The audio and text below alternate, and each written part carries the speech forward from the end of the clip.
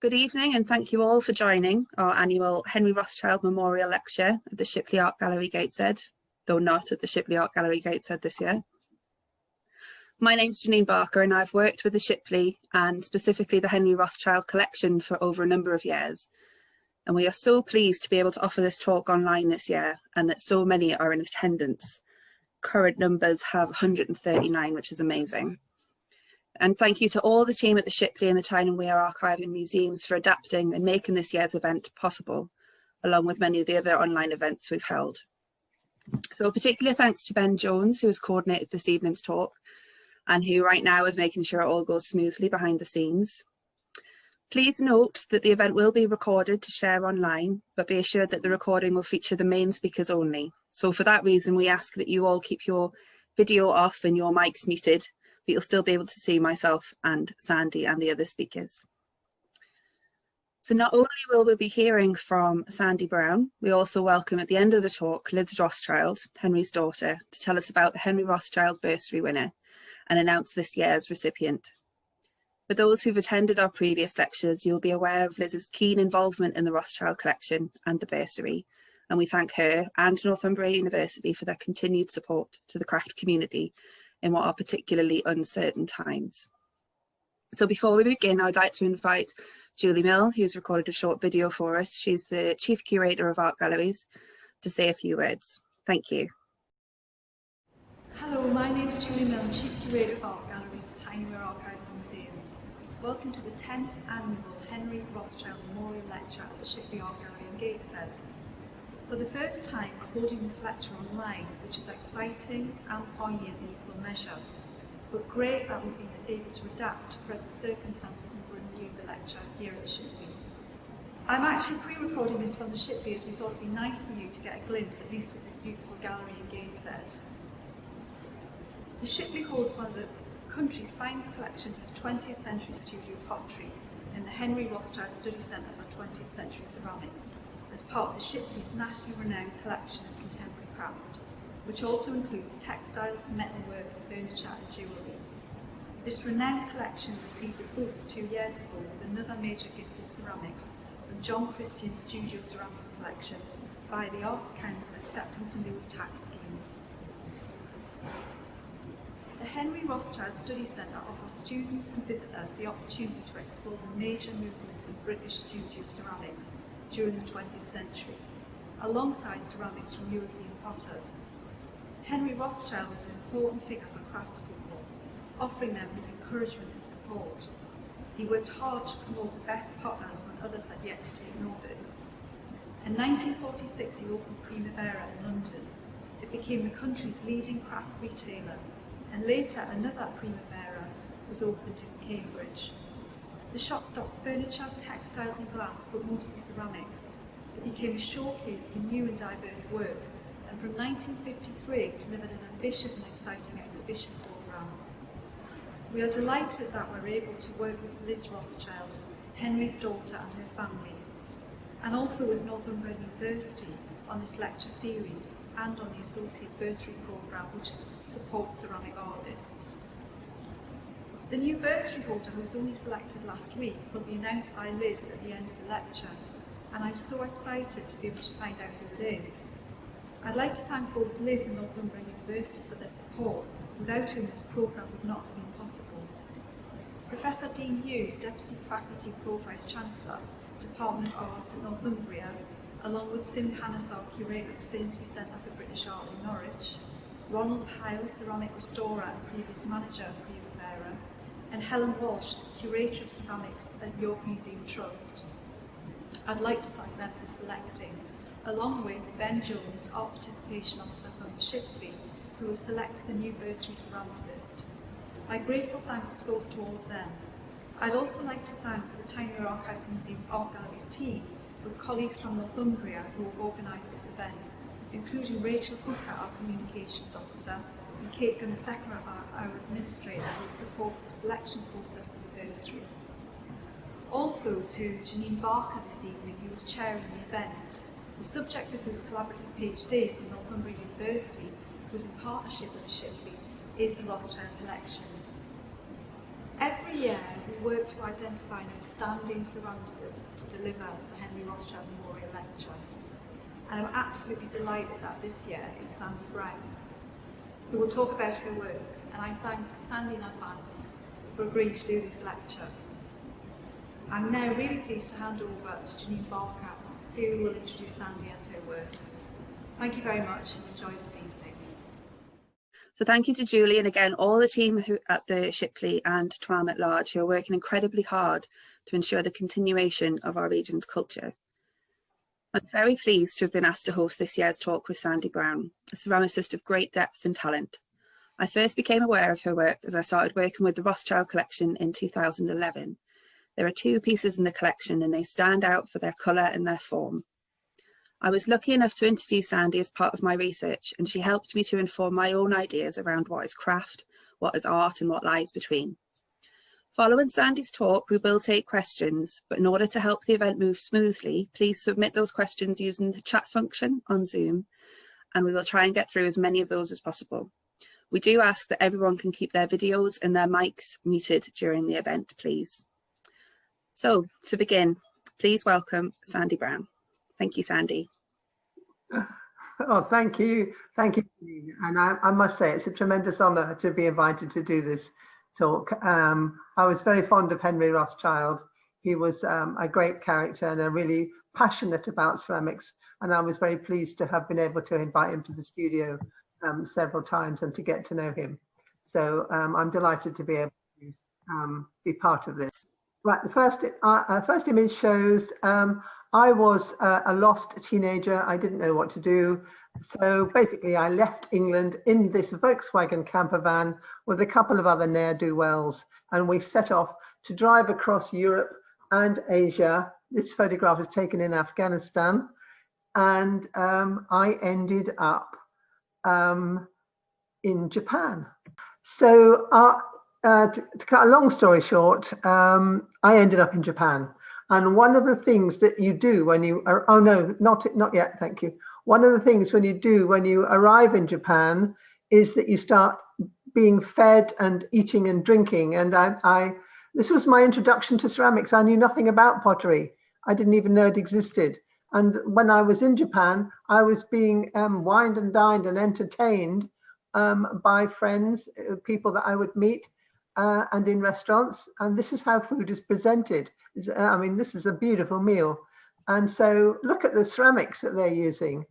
There's a very close relationship between chefs and potters in Japan.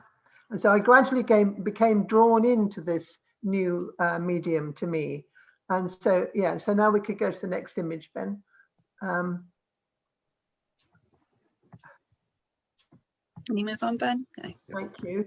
And so I moved out to Mashiko. I was taken to Mashiko by some friends. Mashiko is a village of about, I don't know, maybe over 1,000 potters all in one place, because that's where the clay is. And I worked in this pottery called the Daisegama. I was there for 3.5 years. And this dish is the one that I like the most because the way they glaze this dish is it's the creamy colored glaze is made from the rice husk ash, and they glaze it by throwing the glaze through the air. The white glaze is thrown through the air with a ladle, and they catch it with the dish, and so that's how it gets the pattern. And I just love the freedom and the slight madness of that, and the way they glaze the dishes. So that's, in a way, it's that spirit that I brought back from Japan with me. So now we can, next one, Ben. Yes, and so, and I work with a Japanese kick wheel. This is now my studio in England. Yeah, it was on the cover of the American Ceramics magazine, which I was quite pleased with. This is my Japanese kick. I think actually currently I seem to be the only person in the UK who actually uses one of these wheels. It's the most sensitive wheel to use. It allows one to make pots which are fresh and sensual and have some sort of life in them, because the wheel turns slowly and they can be they can look sort of irregular and a bit sort of asymmetrical, which is the whole point really, because they're handmade. So yeah, so that's how I work. Yeah, thank you. Next one.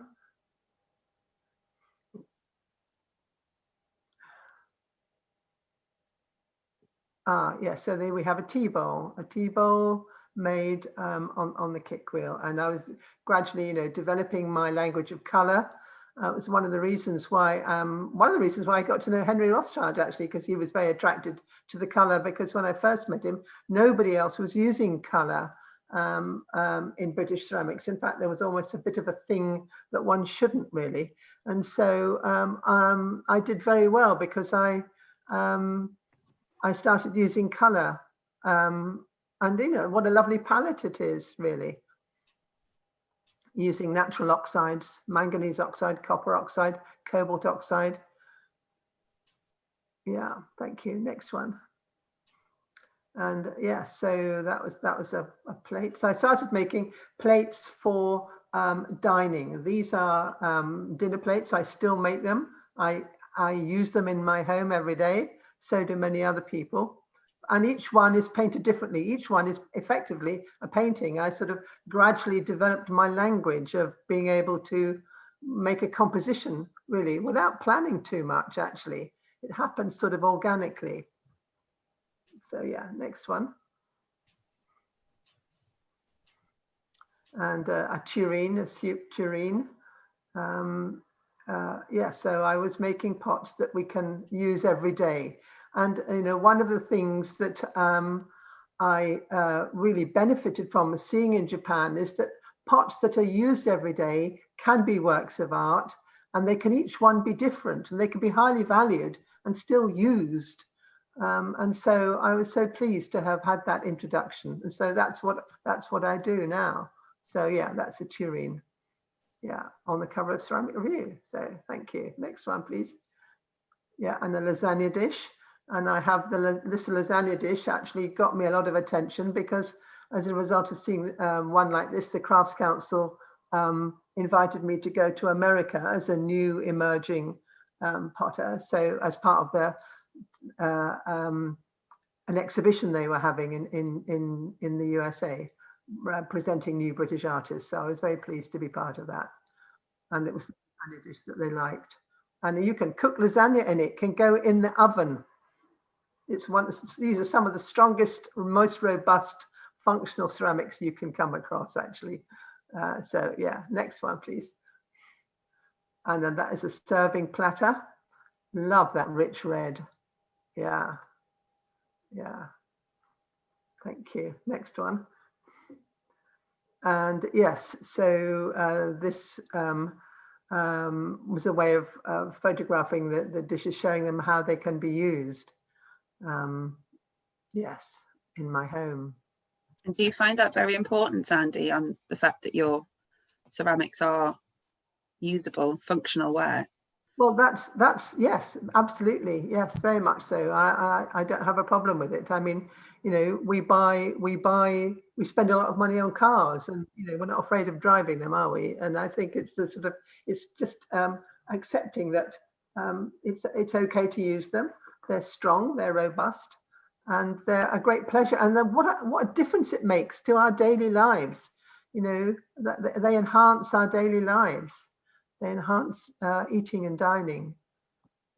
Somebody was saying with me yesterday how during lockdown, that's right, he wasn't in his normal home, and he didn't miss the people so much, he missed his things, the objects that he uses every day. They're so important, aren't they? The objects that we use every day, our favorite mug, our favorite plate, the dishes, they're so important. Something very comforting.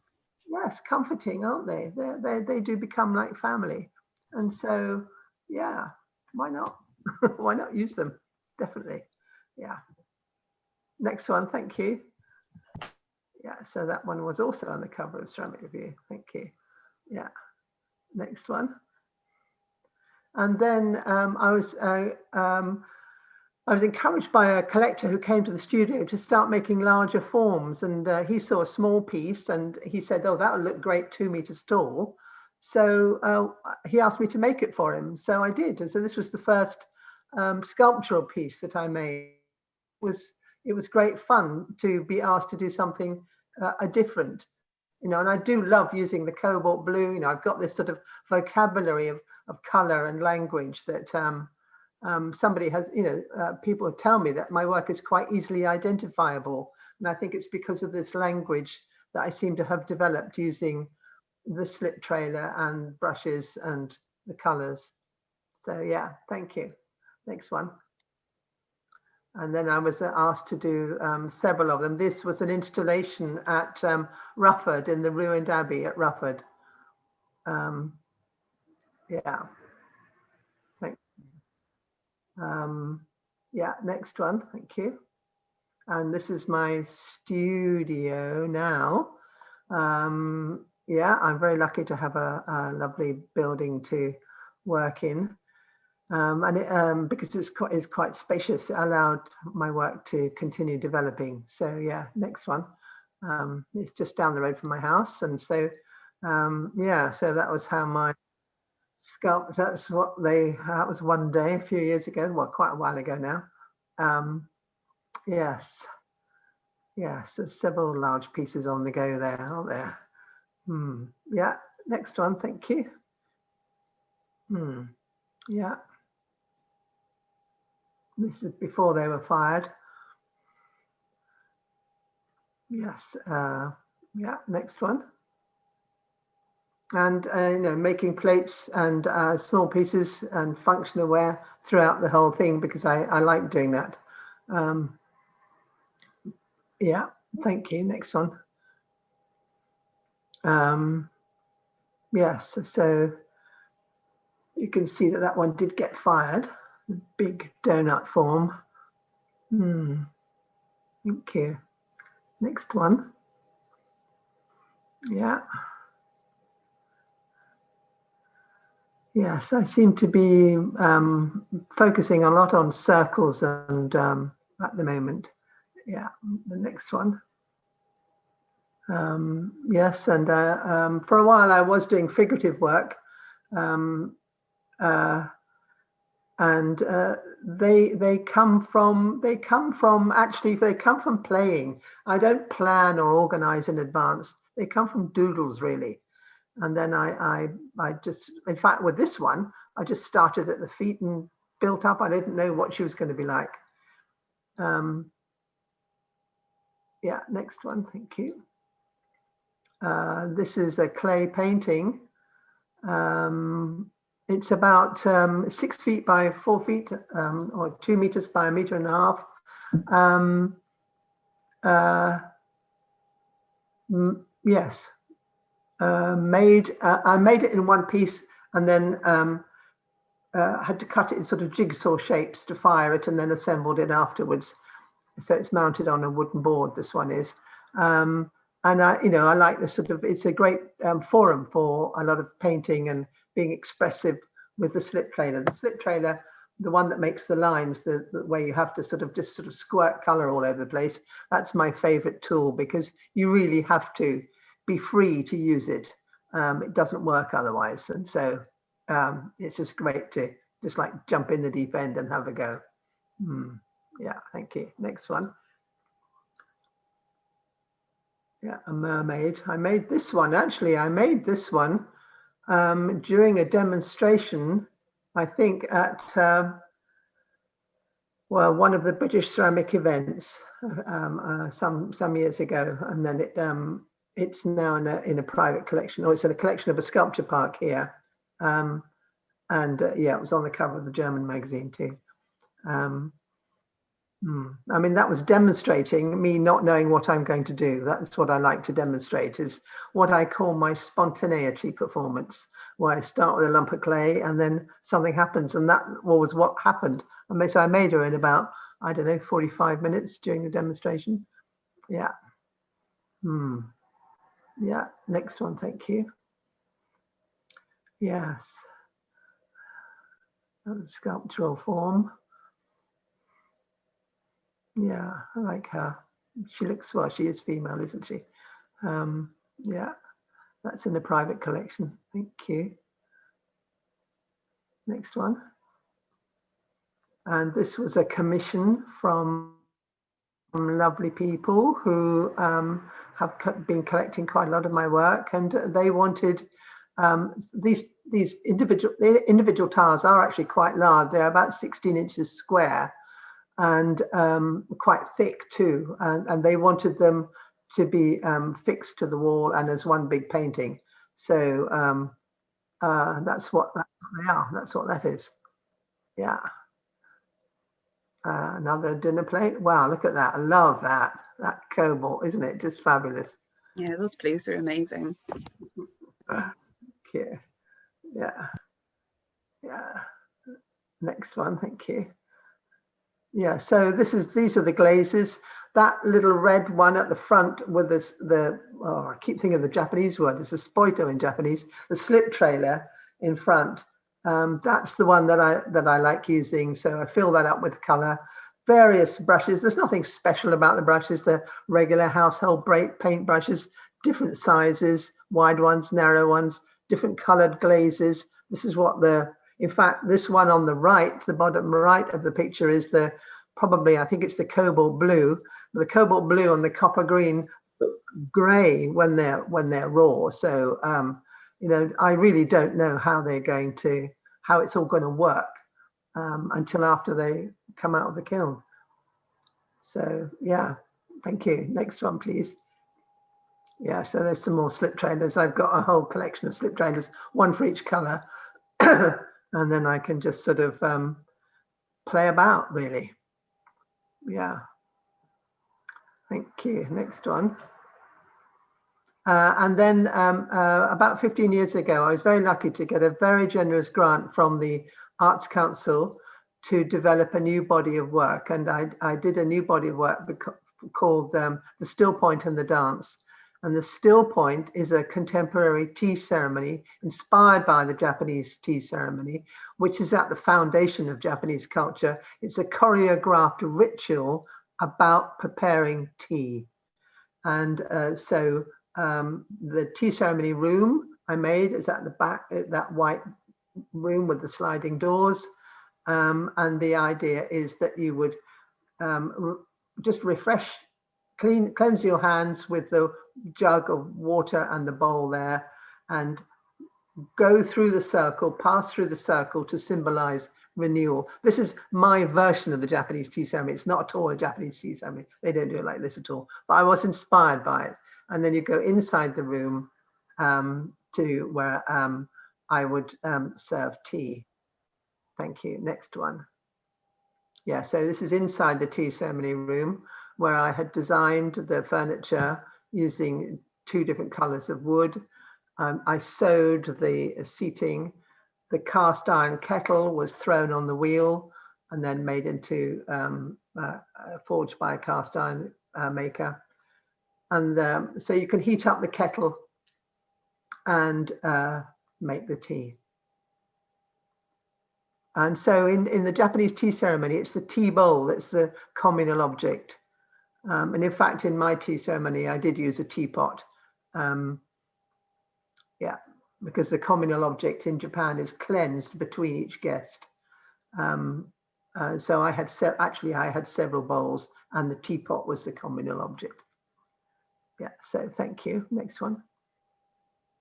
Yeah, so this is the seating that I sewed. Thank you. Next one. And the dance. So the still point and the dance. This is one of the sculptures from the dance called Prelude. Yeah, which came from a small doodle actually, and I really liked it, and I thought it was quite profound in some ways, and so I've made another larger version of it. Yeah, so next one, please. As you can see, I had to involve, you know, how to make it work as a structure. So it's all these beads going around corners onto a metal pole. Yeah, thank you. Next one. And there it is in a private collection in Germany, staying outside in all sorts of weathers. Yeah, yeah, looks great, doesn't it? Really like that one. Thank you. Next one. And the dance, yeah, so this is another sculpture about the dance. This one is also in a private collection. Yeah, again, I start at the base, I build up, and I don't know quite where I'm going until I see what I've done, really. It's like improvising. I did have a show in America some years ago called Visual Jazz, because in music we understand the idea of improvisation, and in a way that's sort of what I'm doing in ceramics, in the form and with the painting. Thank you. Next one.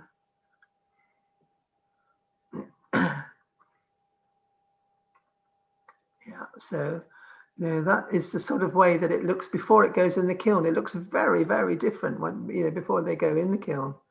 You don't see the colors until they've been fired. Yeah, and yes.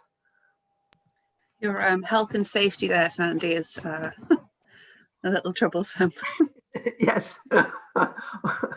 Yeah. Yeah. Oh well, yes. I'm standing on a stool. Yes.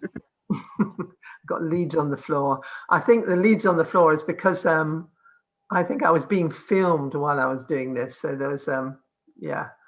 Oh, as long as there was someone else in the room then. Because they took the picture. Yeah, that's right. Yeah, thank you. Next one. Yeah, so that's the kiln that I have. It is a large kiln, large enough. It's about oh dear, I have to do it in metrics. It's nearly 2 meters tall inside. In fact, I think it's over 2 meters tall inside.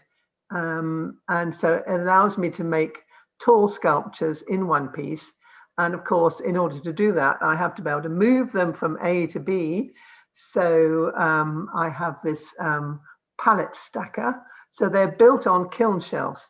I make them on a kiln shelf. The pallet stacker can pick them up very, very gently. It's a wonderful bit of kit, and put them down inside the kiln so they can be fired. It's a gas kiln. Yeah. Thank you. Next one. Oh yeah. So this is my in that lovely studio building. I've got a big gallery upstairs where I've got a sort of continuous sort of evolving exhibition, and that's where this photograph was taken. Again on ceramic review. Yeah. Thank you. Next one.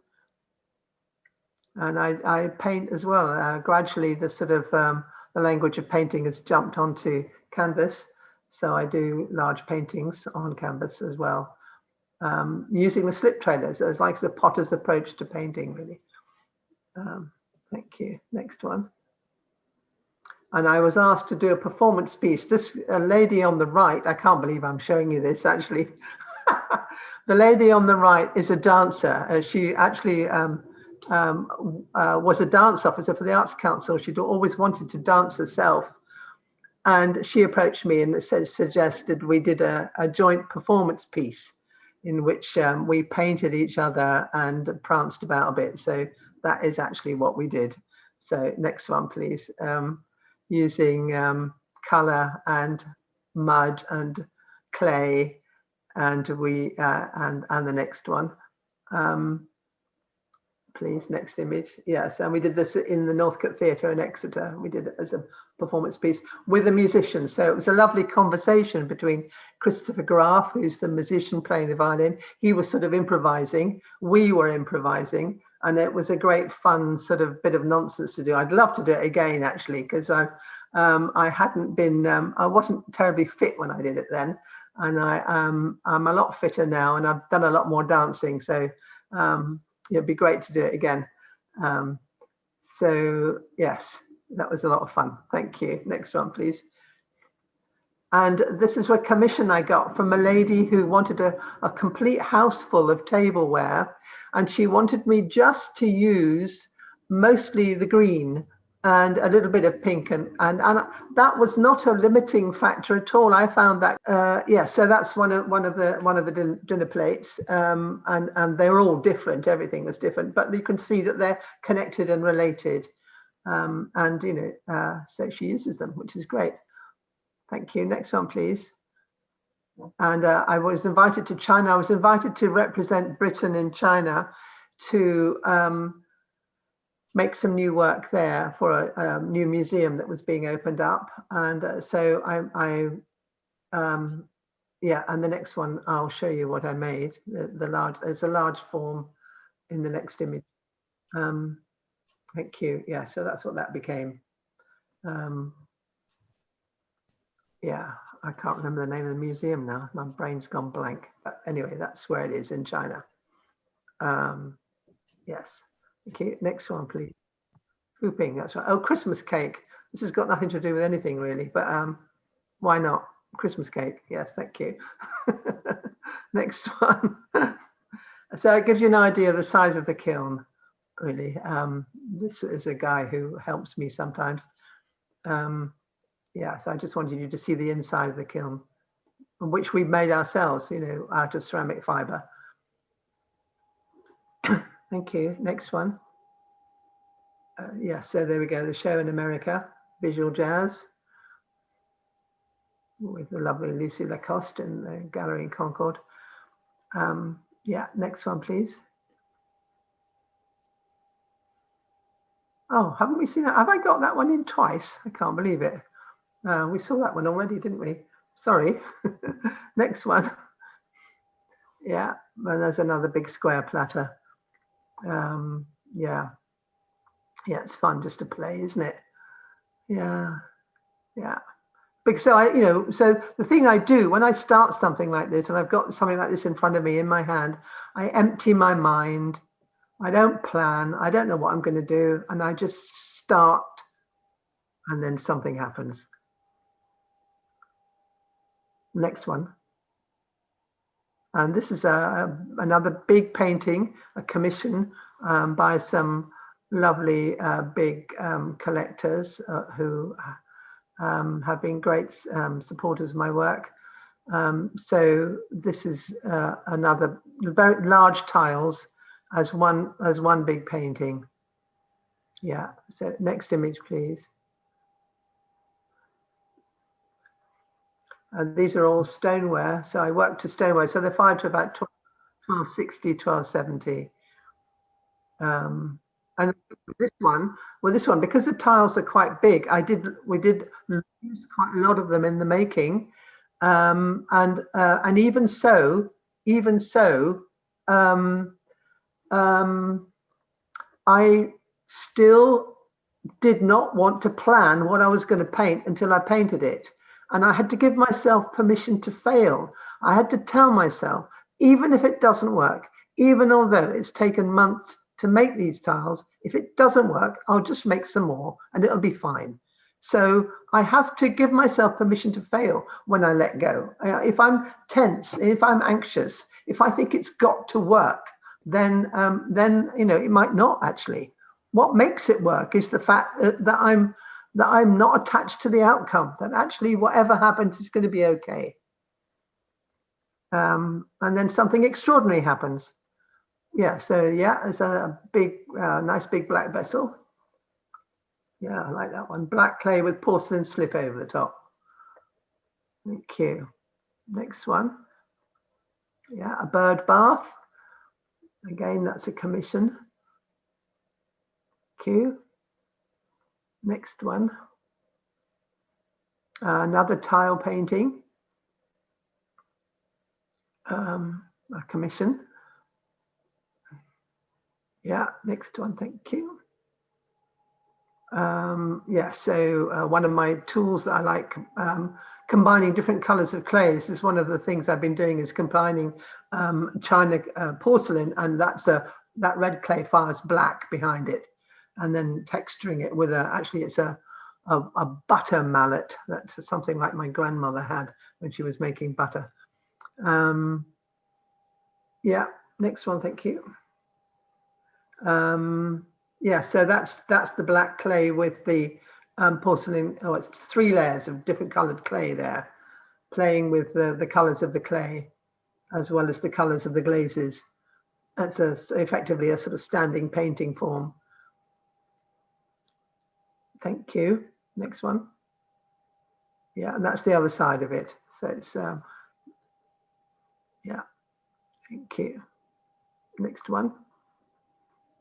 Yeah, so here we are in the studio again, making a large pot form. Yeah, thank you. Next one. And yeah, so this is, I had a big, I've had several exhibitions in Germany, well, many exhibitions in Germany, actually, with a gallery, Marianne Heller, who is, you know, one of the best ceramics galleries in Europe, and I've been showing with her regularly. And so this is a show that I had there with her. This is outside her gallery, and so my work is in many European museums as well. So yeah, thank you. Next one. And yes, so this is another commission. Yeah, why didn't you make a large teapot, they said. So, okay, I did. So I made a large teapot. I remembered to measure it so that it would go into the kiln. That's something I'm not terribly good at, actually. But I did remember to measure it. So it's the size of the kiln. And then I added the figure on top as a bit of nonsense. And so she liked to dance there. Yeah.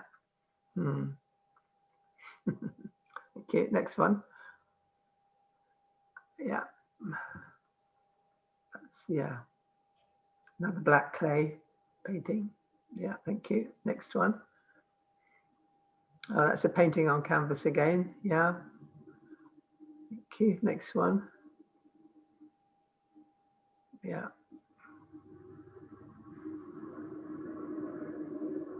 Thank you. Next one. Oh yes, and I've been asked to paint a boat. This is how I keep fit, by going rowing.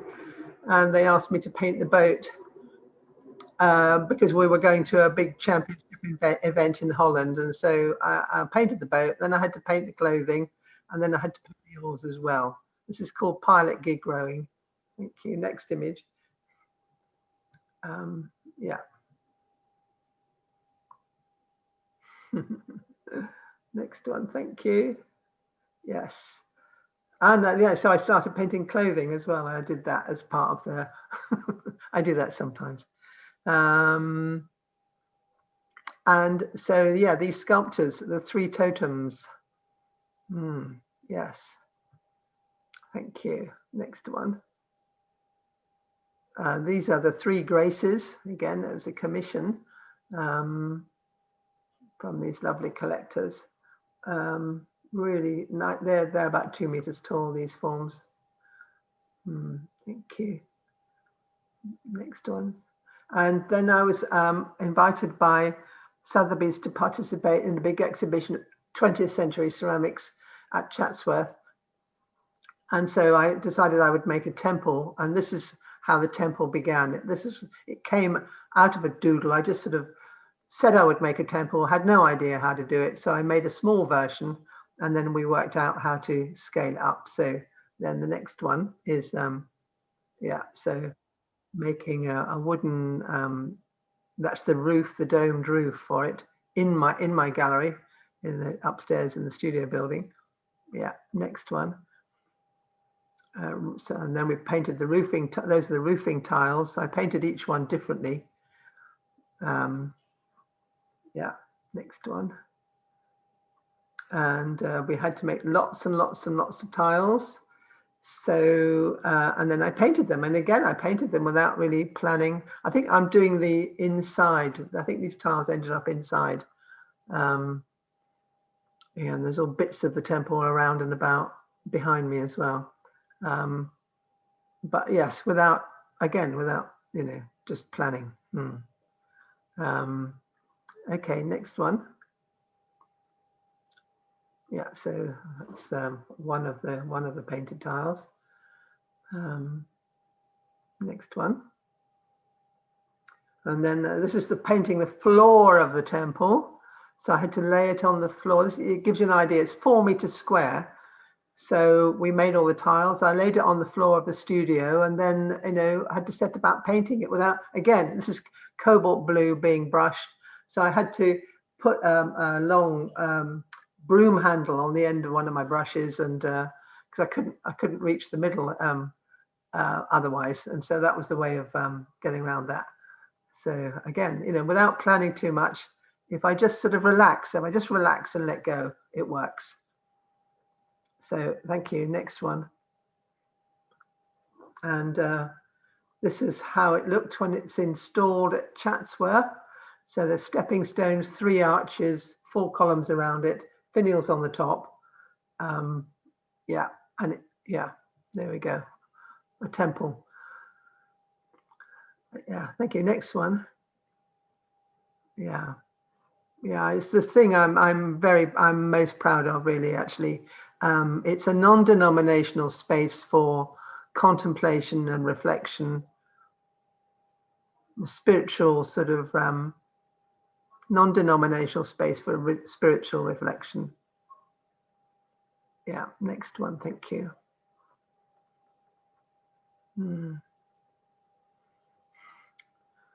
Yeah, next one, thank you. And inside, this is how it is inside. So there are 2 cube seats, and yeah, again, we made all the tiles, and then I painted them. Yeah, amazing, isn't it? Thank you. Next one. And this is inside the temple, looking up into the dome. And so you can see the colored glass. Yes, it was at Chatsworth for about a year, more than a year.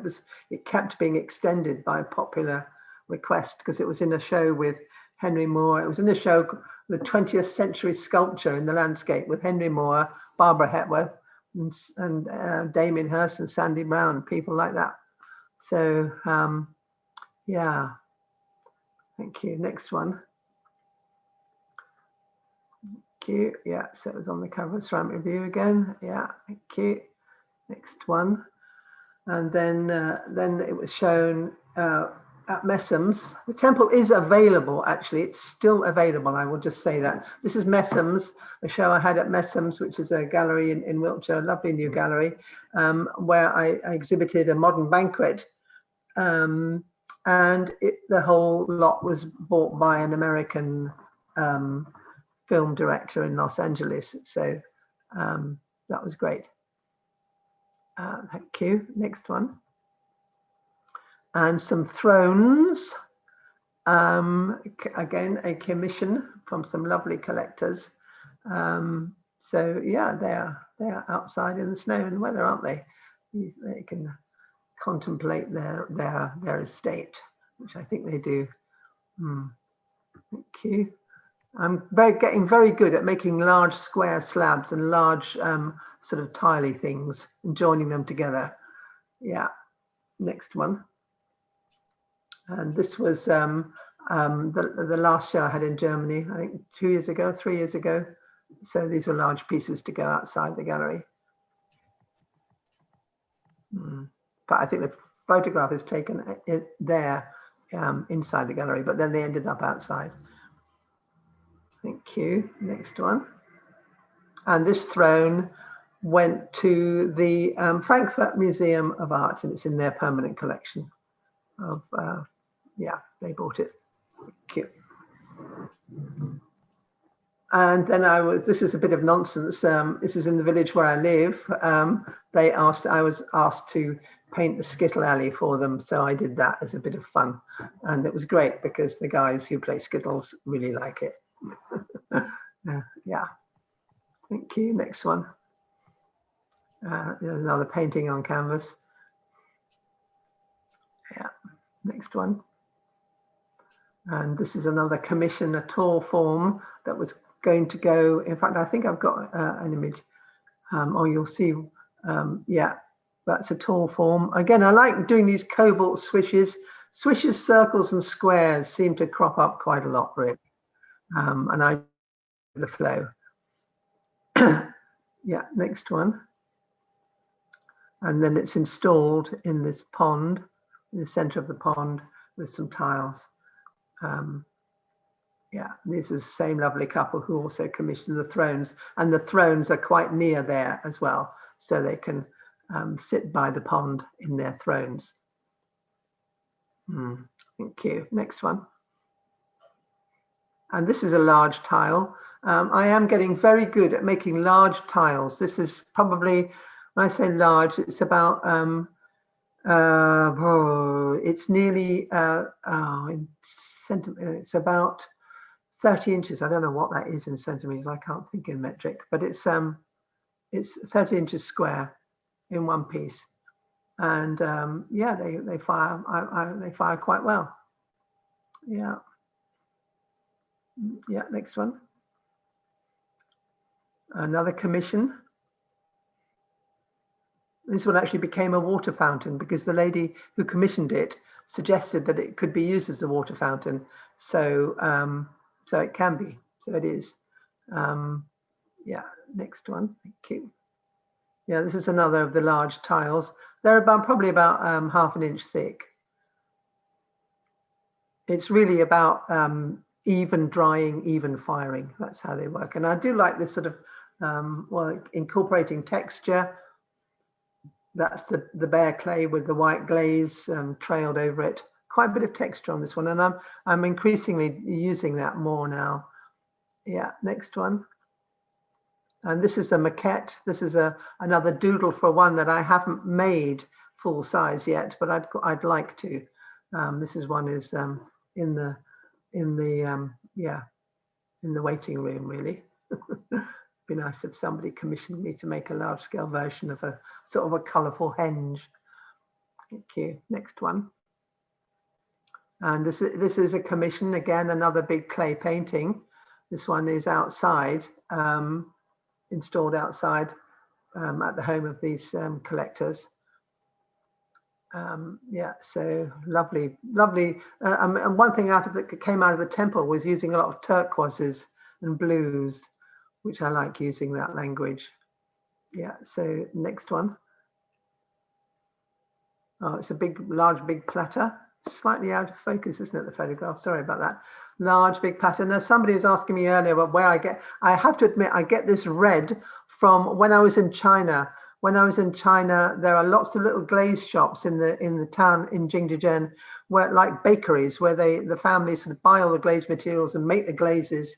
And I bought, this is what I call my Chinese red, and I bought this red there. And then on its own, it's very flat and dull, but actually I mix it with my own glaze to give it some sort of glossy quality.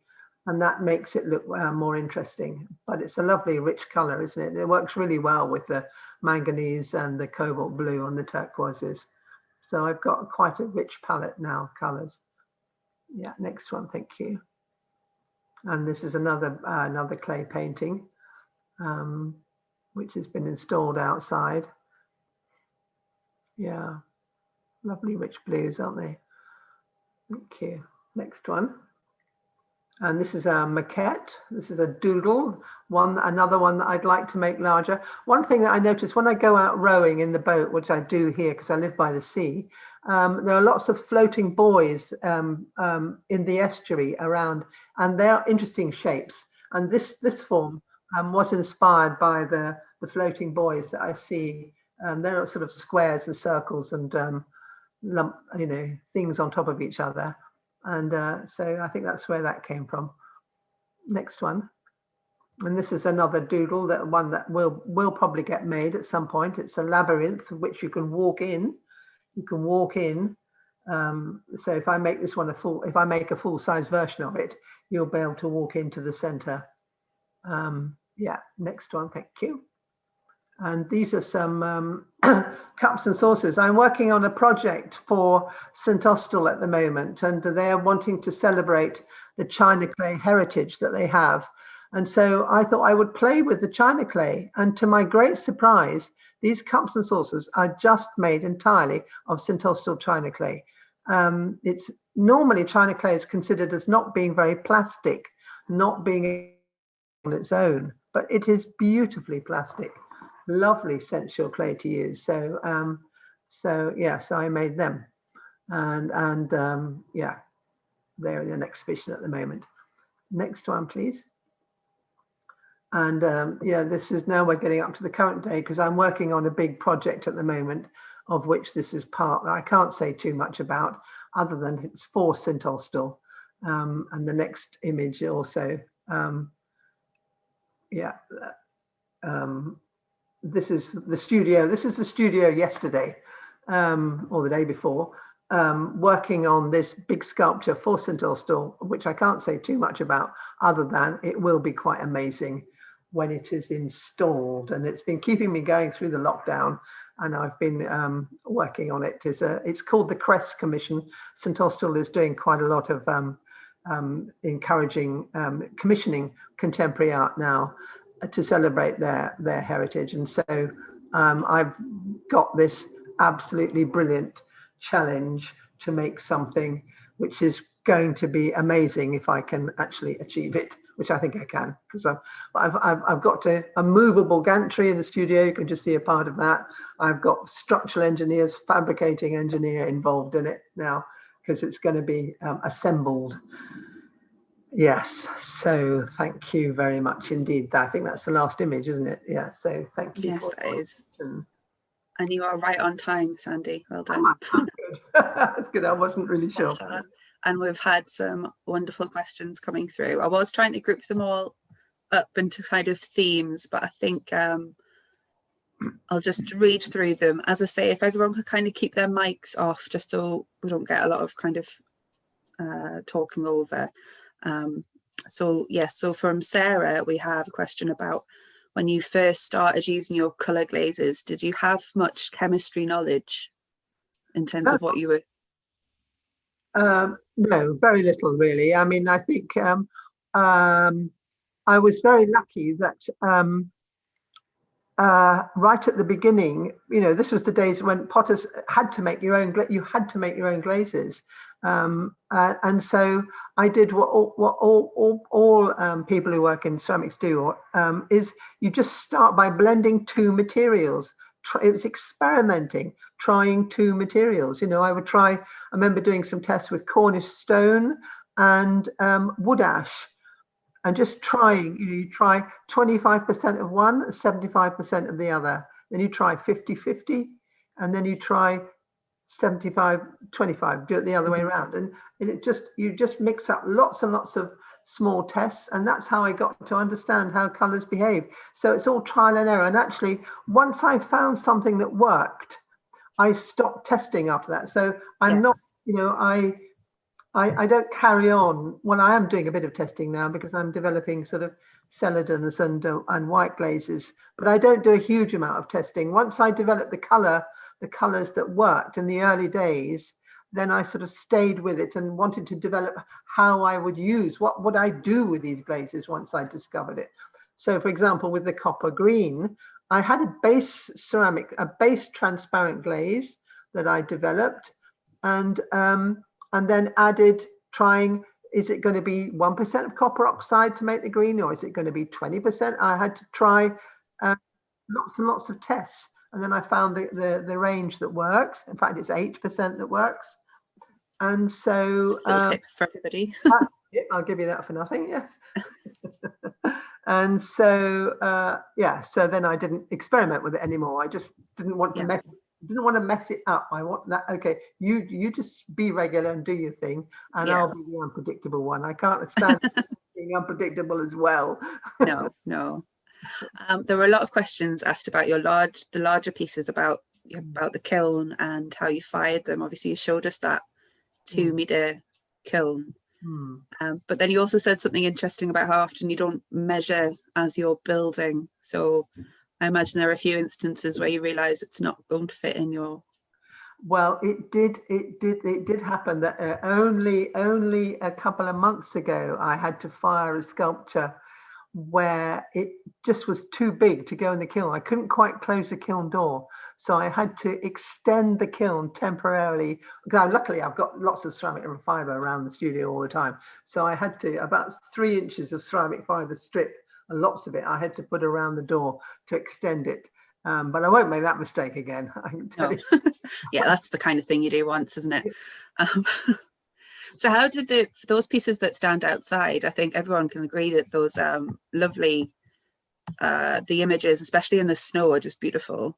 How are they fixed outside? Are they kind of concreted in, or?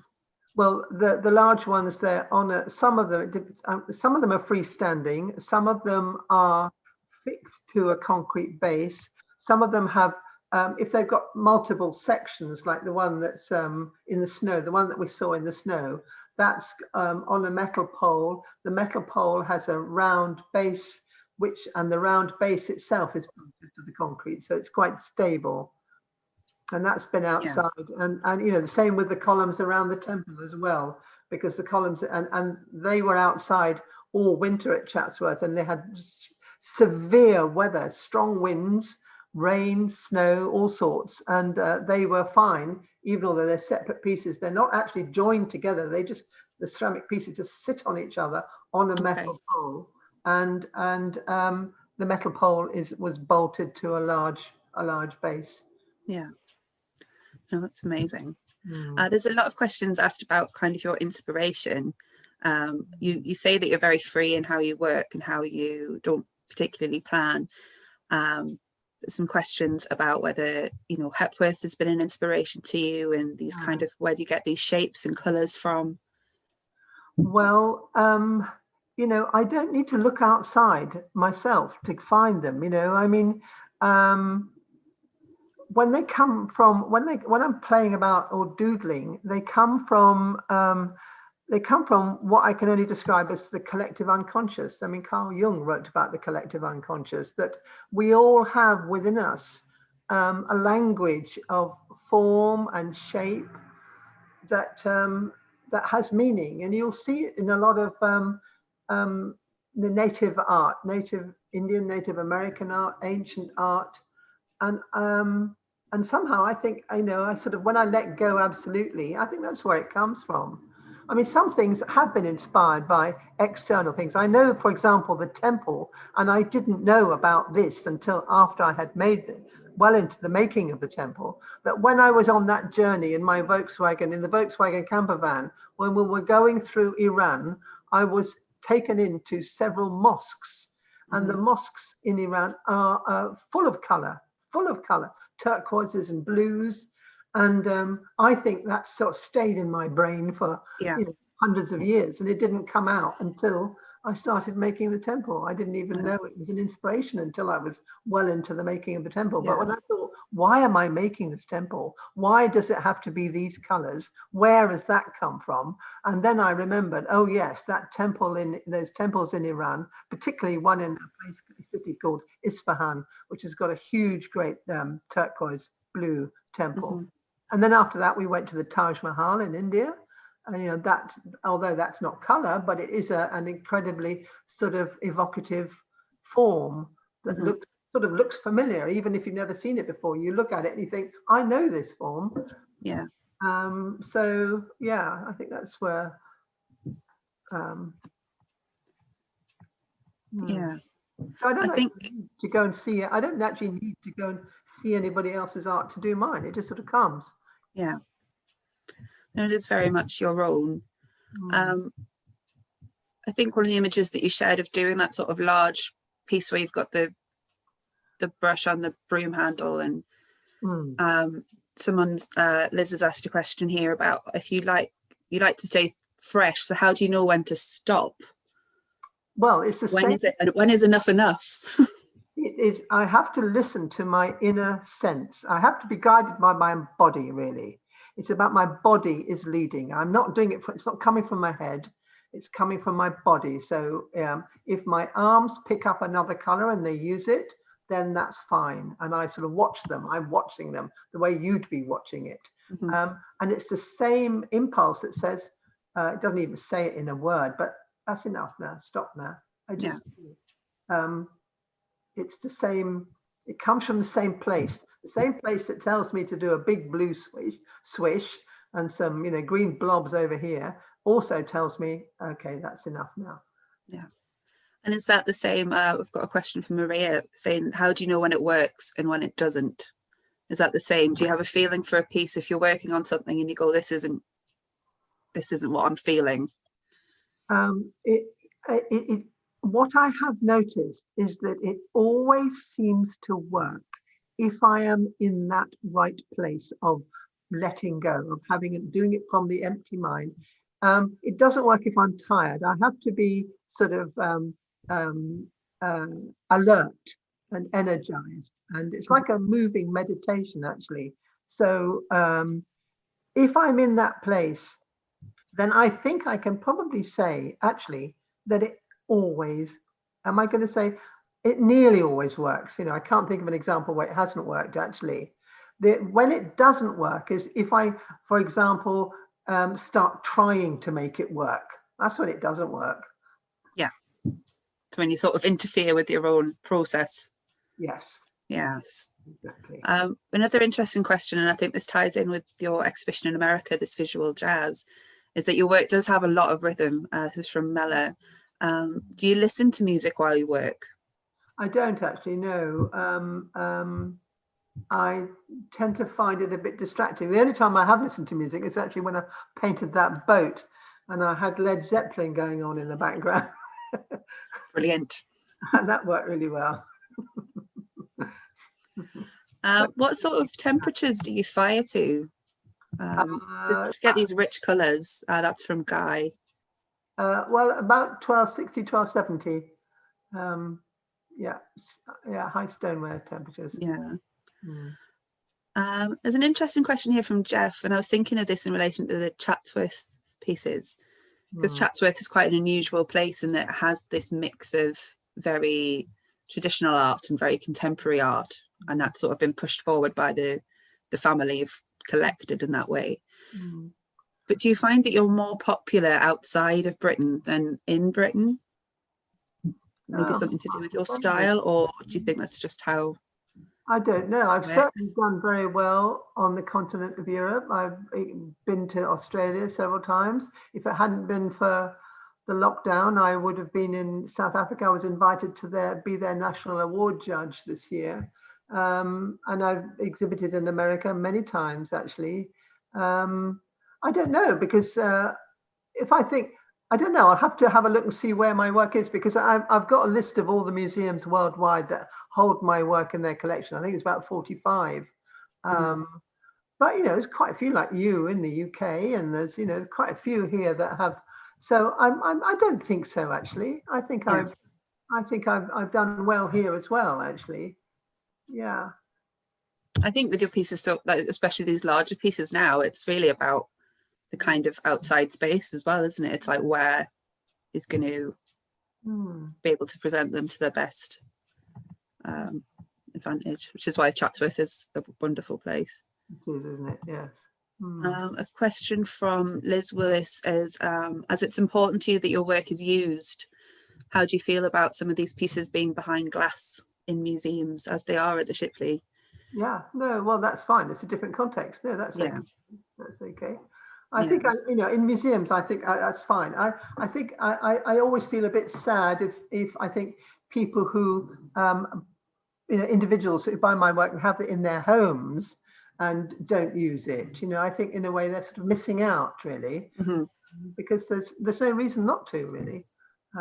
It's like having a car and not driving it. Yeah, no, I see what you mean. I think sort of the work that I did on kind of on Henry's collection at the Shipley is that there are a lot of those pieces that were used in the home, and then they've been transferred by way of that collection, which I think is really important to show. Let's see, I've got a few more questions. It's a lot of thanks. Oh, that's nice. Question from Ronald Pyle, who worked with Henry at the Primavera. No. He says, if whatever happens is always okay, do you smash things up sometimes? I do sometimes, yes, I do. You? I do, yeah. Yes, I do. Some things, it's usually the ones that don't work are the ones that often where I'm maybe feeling a bit less courageous or a bit more tentative, which can happen if I don't watch my energy levels, really. If I start to get a bit cautious, or those are the ones that I might think, oh, that hasn't sort of but I do break up some, but nowhere near as much as you might think, and certainly not as much as a lot of other potters do who have mountains of shards behind their studios, quite a lot of them. No, I don't. No, but sometimes it's just a necessary part of it. I mean, I think giving myself permission to do that is a great liberator, actually. If I say to myself, it's okay if it fails, then so I give myself permission that if it doesn't work, it's okay. I'll break it up and make another one. I can make loads more, you know. Mm-hmm. So it does help to liberate, but I don't actually take advantage of it very often. Let's see. A question from Shirley. Are your colours mostly in your glazes, or are they in the slips? No, they're not slips. They are glazes. The only slip that I use is a white slip, which I put over the clay, because the clay doesn't fire white. The clay fires a sort of oatmeal biscuity colour, or sculptures. And on the functional pieces, the clay that I use for functional pieces fires a sort of pale grey. And so I cover everything with the white slip, and then on top of that, they're all coloured glazes. Basically, effectively, I have got one base glaze, one transparent glaze, which I use as a base for all the coloured glazes. Mm-hmm. And so, you know, the fact that they're within a glaze. I did start off by using slips, you know, many years ago when I was still starting out. And what I found with slips is that they're opaque, and they tend to be sort of matte and opaque. And whereas using glazes rather than slips, coloured glazes, because they're translucent, the colour is translucent. It has much greater depth, like the sea does, like the ocean. Mm-hmm. And so you can look into it, and it can it's got a much more richer palette, and it shows the nuances of the differences in color as well, the variations in particularly cobalt and copper as well, so responsive to the nuances of whether it's thick or thin. So yeah, so I use a transparent glaze as the medium for the colored glazes. And some amazing results from that. I think we've got time for just maybe another couple. Let's see. Claire's asking if you've made the necklace that you're wearing, and if that's something that you... Yes, thank you, Claire. Yes, I did. Is that in a new venture or just a one-off? Well, no, it's something I do sometimes, because I've got a granddaughter and who comes into the studio sometimes. So it was to play with her really one day, and let's make some beads. And I thought, well, this is fun. So yeah, I made I've made some bangles. I've made a ceramic, some porcelain bangles. And I thought, well, they're porcelain, they're going to be quite. But actually, I have worn that porcelain bangle all the way around Australia when I was doing a lecture and a tour of Australia, and I've still, it's fine. It's they're very robust, survive well. So yeah. So I think the final question, which is something that I'm very interested in, and I think when I was doing my research, speaking to yourself and a few other makers as well who are very painterly, like Gordon Baldwin, do you consider yourself a potter, an artist, a ceramic artist, a sculptor, or do you I have a feeling you may refuse all label? No, I'll say yes to any of them. I'll say yes to all of them. Yes, I am a potter. Yes, I'm an artist. Yes, I'm a sculptor. Yes, I'm a painter. Yes, I'm a ceramic artist.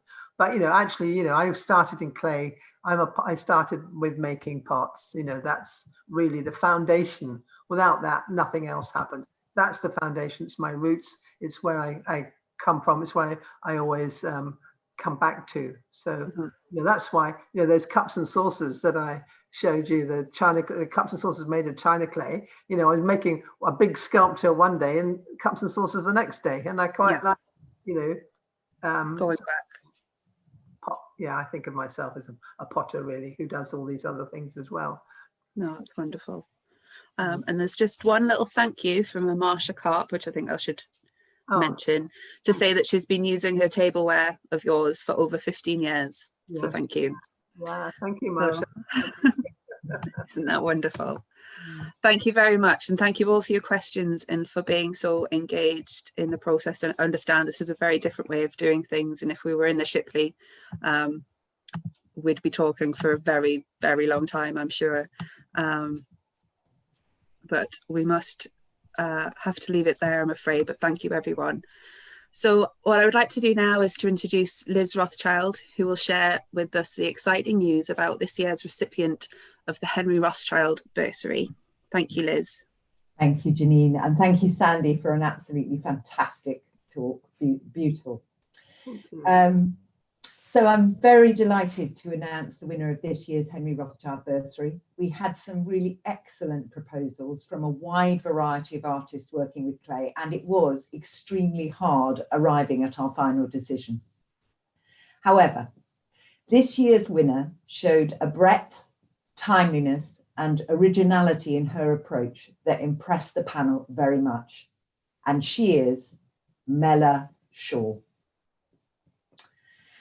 So Mella's background, yes, we could give her a round of applause, and there she is, except it'll be a fairly silent round because everybody's dutifully got muted. So welcome, Mella, and Mella's background is in anthropology. She came to ceramics as a second career after working in museums and galleries for 15 years. She's drawn to the way objects can be imbued with shared cultural meaning. She has a passion for the limitless potential of clay as a material, which she discovered as a mature student when studying for a ceramics diploma at City Lit in London. She graduated with a master's in ceramics and glass from the Royal College of Art, London in 2013. Mella's practice is very broad and ideas driven. She makes thought-provoking objects and site-specific installations around environmental themes of balance, tipping point, fragility, and loss. She uses many different methods of making to communicate her ideas, including throwing, hand building, slip casting, smoke firing. She now combines her practice with teaching and writing about ceramics. So now let me hand over to Mella in Edinburgh to tell us a little bit about what she plans to do with the bursary. Thank you very much, Liz. Can you hear me, everyone? I'm working. Great. I just wanted to quickly just say how amazing that talk was, Sandy. Thank you so much. I know everyone will be wanting to say this, but I get to speak right now. So it was just so incredibly joyous, and to see that creative confidence is just so inspiring. So yeah, thanks. And thank you, Liz, as well, for introducing me. And also for the rest of the panel for selecting me for the bursary. Obviously, I'm really honoured, and I'm really excited to get started as well. So this bursary is an invaluable opportunity for me, really, to develop my practice and push a project forward that I've been really wanting to do for a while, but wouldn't have been able to do without the bursary. So it's fantastic.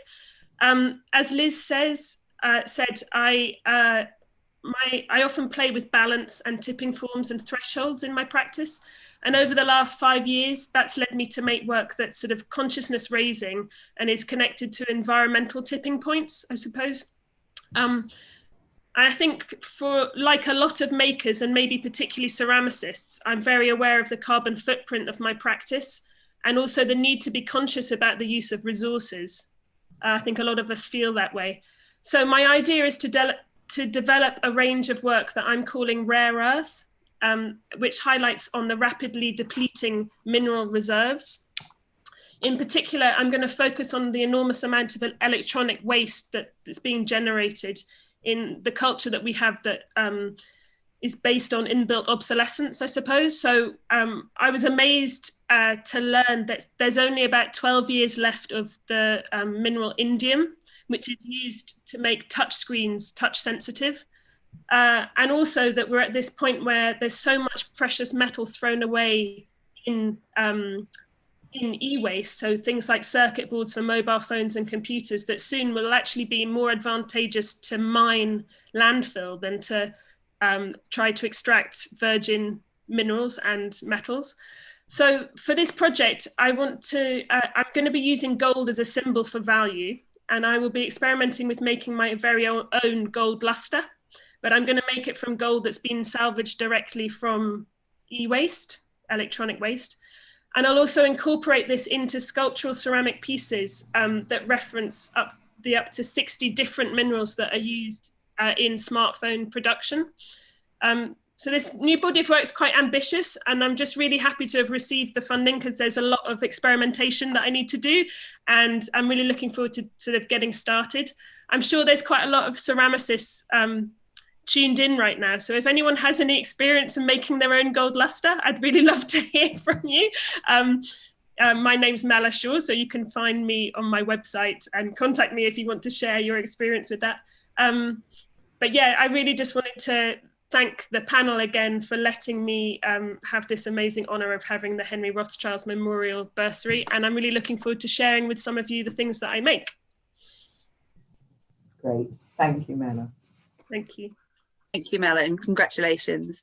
And I'm sure we all look forward to seeing what work develops from the bursary. And thank you very much, Liz, for joining us this evening. Thank you again, Sandy, for your brilliant talk. And thanks everybody for signing up and joining in. As been said before, it's just so important to be able to keep these conversations going in times where we can't all physically be together. The details of the talk, it will be shared online. It will be go online if you wish to revisit the talk and make reference there. So thank you again, and enjoy the rest of your evening. And hopefully next year we'll be able to enjoy the lecture in the beautiful Shipley Art Gallery. Thank you all very, very much. Thank you. Thank you. Thank you. Well done. Thank you.